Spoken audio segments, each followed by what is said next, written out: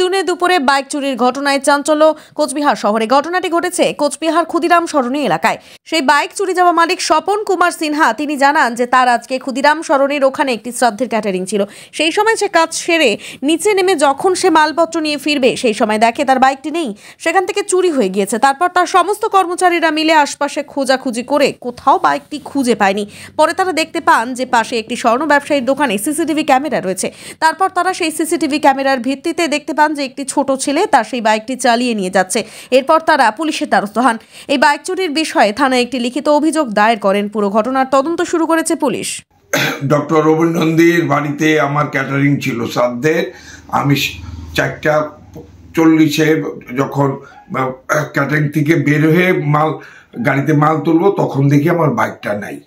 আমি আশপাশে খোঁজাখুঁজি করলাম, আমার স্টাফরা খোঁজাখুঁজি করলো, না পেয়ে সামনে একটা জুয়েলারি দোকান, সেখানে সিসি ক্যামেরা ছিল। তখন আমার স্টাফরা সিসি ক্যামেরা গিয়ে দেখায় আমার বাইকটা একটা ছোট ছেলে ওই রাস্তা দিয়ে চালিয়ে নিয়ে যাচ্ছে। সেটা কটার সময় ঘটনা? বাইকটা 4:09 চুরি হয়েছে সিসি ক্যামেরা। আর বাইকটা আপনি কখন রেখেছিলেন? আমি 4:45 সময় বাইকটা লক করে ওখানে রেখেছি। আর 4:09 ঘটনা? হ্যাঁ, 4:09 ঘটনা।